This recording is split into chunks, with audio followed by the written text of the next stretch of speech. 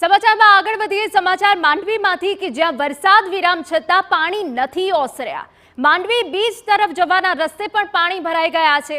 રસ્તા પર આવેલી બજારોમાં હજુ પાણી ઓસર્યા નથી।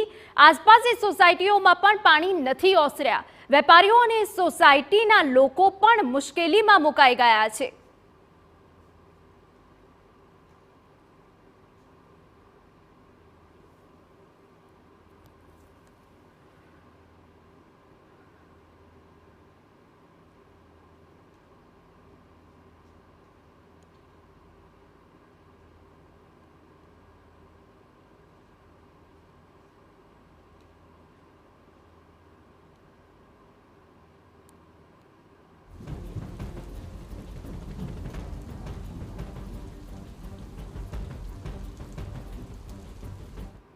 છેલ્લા 2 દિવસથી કચ્છના અલગ અલગ વિસ્તારોમાં ભારેથી અતિભારે વરસાદ વરસી રહ્યો છે અને ખાસ કરીને માંડવી અને તેની આસપાસના જે વિસ્તારો છે તે ભારે પાણીથી પ્રભાવિત થયા છે। અત્યારે જે રીતે આપણે દ્રશ્યો જોઈ રહ્યા છે તે માંડવીના છે અને માંડવીથી માંડવી બીચ અને નલિયા તરફનો જતો રસ્તો છે કે ત્યાં દર વખતે થોડા જ વરસાદની અંદર આ પરિસ્થિતિ સર્જાતી હોય છે, પરંતુ આ વખતે 24 કલાકમાં 16 ઇંચથી વધુ જેટલો વરસાદ છે તે વરસ્યો છે ને તેના કારણે માંડવીના હાલ બેહાલ થયા છે। જો કે આજ સવારથી તો વરસાદે વિરામ લીધો છે, પરંતુ આજે પણ ભારેથી અતિભારે વરસાદની આગાહી છે।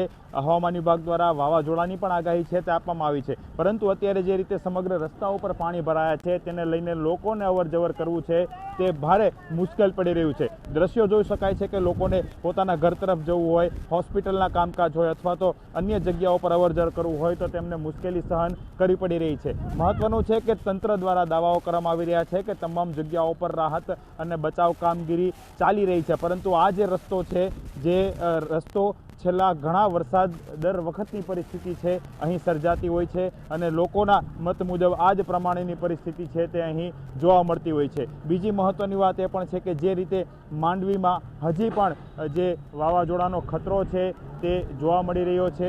લોકો જે છે અવર જવર કરવા માટે વાહનોનો ઉપયોગ નથી કરી શકતા। મોટા વાહનો એટલે કે ટ્રેક્ટરમાં લોકોને સહારો છે તે લેવો પડતો હોય છે અને પોતાના રોજિંદા શાકભાજી લેવા હોય અથવા તો અન્ય જગ્યાઓ પર જવું હોય તો પણ મુશ્કેલી પડે છે। સ્થાનિકો પણ આપણી સાથે। ભાઈ, તમે ક્યાં રહ્યો છો અને પરિસ્થિતિ મુશ્કેલી કેવી છે? બહુ જ એટલે બહુ જ ઘણી છે। ઝોપડપટ્ટીમાં તો આટલા પાણી છે, ઘરોમાં પાણી આવી ગયા, કેટલા માણસો ડૂબી ગયા છે, ઘર મૂકીને હાલી ગયા છે। આ રસ્તો છે અહીંયા દર વખતે પરિસ્થિતિ કેવી હોય? બહુ જ ખરાબ આવી જ હોય છે। આ વખતે તો ઘણી બધી વરસાદ આવી એટલે બહુ તકલીફ છે હમણાં તો। કાંઈ નિકાસ નથી, નિકાસ હોય તો નીકળી જાય, હવે કાંઈ કરતી નથી ગવર્મેન્ટ, કાંઈ નથી સરકાર, આપણે બીજું શું કહી શકીએ। બિલકુલ, જે રીતે લોકો છે સ્વાભાવિક રીતે પોતાનો રોષ ઠાલવતા હોય છે, કેમ કે મુશ્કેલીઓ લોકોને પડતી હોય છે અને મુશ્કેલીને કારણે જ છે લોકો અહીંથી અવર જવર કરતાં પણ ડરી રહ્યા છે, કેમ કે વાહનો બંધ પડવાની પરિસ્થિતિ સર્જાય છે। લોકોને રોજિંદા જીવનમાં જે વસ્તુઓની જરૂર પડતી હોય છે તે લેવા જવા માટે પણ અહીંથી ફરજિયાત પણ નીકળવું પડતું હોય છે, ત્યારે લોકો છે પોતાનું રિસ્ક લઈ અને અહીંથી પસાર થાય છે અને દર વખતની આ જ પરિસ્થિતિ સર્જાતી હોય છે તેવું પણ લોકો કહી રહ્યા છે, કેમ કે જે રીતે માંડવીમાં છેલ્લા 24 કલાકમાં વરસાદ પડ્યો તેને લઈને જનજીવન અસ્તવ્યસ્ત થયું હતું। કાકા, પરિસ્થિતિ 2 દિવસથી કેવી છે? બહુ ગંભીર હાલત છે માંડવીની, બહુ હાલત ખરાબ છે માંડવીની। 24 કલાક ત્યાં પાણી માણસો નીકળી નથી શકતા, લોકોને અવર જવર કરવું હોય તો કેવી તકલીફ? બહુ તકલીફ પડે છે। જોઈ લો આ પોઝિશન કેવી છે, પાણી ઘટતા નથી, પાણી નથી નીકળતા। એ માટે સારવાર ચાલુ છે, બધું મામલતદાર સારું છે, પોલીસ સ્ટાફ ચાલુ છે, નગરપાલિકા સારવાર ચાલુ છે, સ્ટાફ બધું ચાલુ છે। પાણી જગ્યાએ નીકળશે ને, બહુ પબ્લિક હેરાન થઈ ગઈ।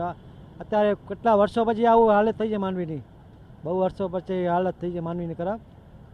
અત્યારે હજી પાણીનો હવે નિકાસ ઘટતો જાય છે થોડો, એટલે સુધારો થઈ જશે વરસાદ જો નહીં પડે તો।